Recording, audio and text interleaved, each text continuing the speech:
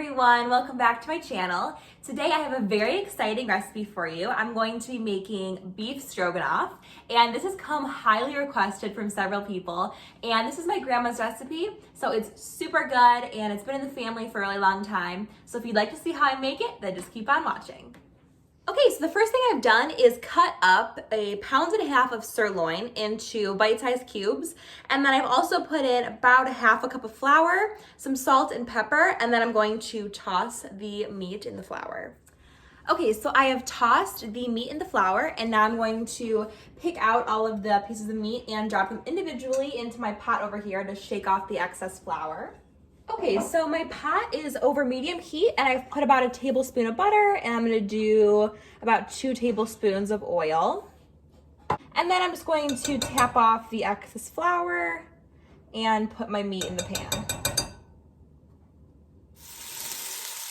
All right, so I'm gonna let this beef sizzle away and stirring it periodically, but until it's fully cooked through, and then I'm going to take it out and let it rest on a plate. Okay, so while the meat is sizzling, I'm going to prep all the vegetables. So I'm going to chop 1 yellow onion, 5 cloves of garlic, and then I'm going to chop 2 tablespoons of thyme. And then I need about 3 cups of mushrooms. So I have baby bella mushrooms here, and typically I would use a combination of baby bella, oyster, and shiitake mushrooms, but these are all that I could find in the store when I went. So I'm just gonna compromise and just use all baby bella. Okay, so I removed the meat from the pan, and I'm going to use the same pan and add about 1 tablespoon of oil, and I have my chopped onion here, and I'm going to start off by putting the onion in, let this kind of soften a little bit, and then I'll add the mushrooms.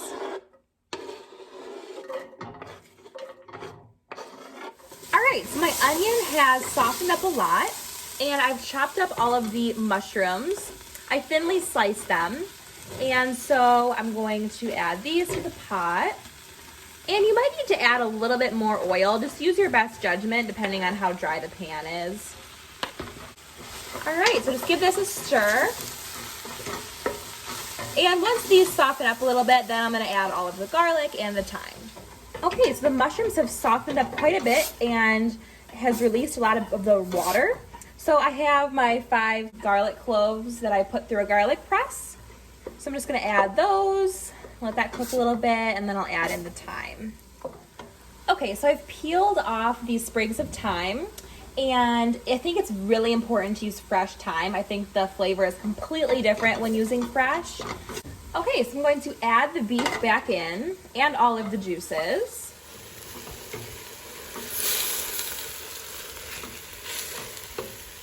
All right, and then to deglaze the pan, I have 3/4 cup of red wine. Okay, so I'm just gonna stir all of this together.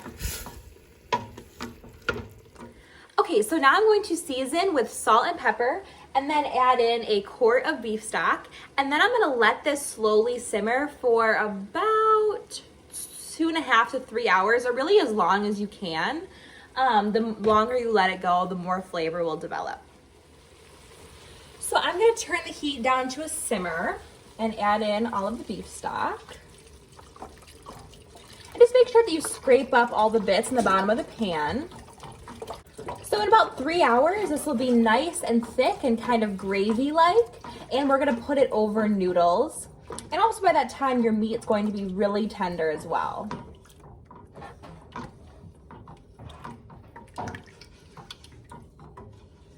So I would check on this and stir it about every 20 minutes. And if you notice it getting too thick, then you can add either more beef broth if you have it, or water is fine as well.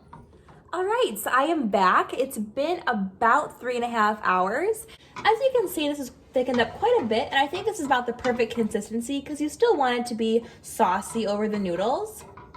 So I also just tasted it for salt and pepper, and we're good there. So the last 2 ingredients that I add is sour cream and heavy cream. So the sour cream adds a little bit of a tang, and the heavy cream just makes it more creamy.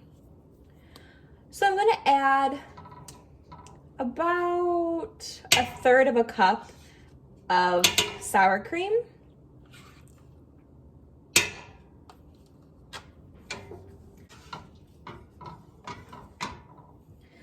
I'm gonna add about 3 tablespoons.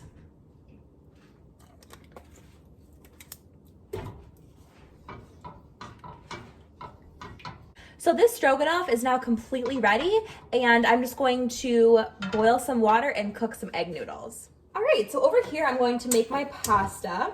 So I'm just gonna boil a pot of water, and I'm using these wide egg noodles. You definitely have to have egg noodles to serve this sauce over. It makes such a difference. So once this is done, then I'm gonna plate it up.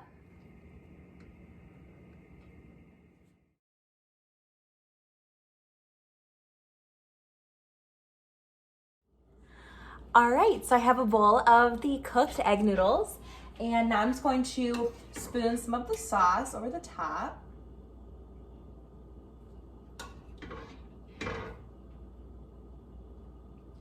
All right, and then that is what the final product should look like. This is my favorite meal that my family and I make together, and it brings back so many childhood memories of cooking with my grandma. I would highly recommend making this recipe. It's so good. It's such a big comfort food. And so if you guys make this recipe, please be sure to let me know down in the comments. I love seeing you guys write down there that you've made my recipes and love them. Thank you guys so much for watching. Have a great rest of your day. Bye.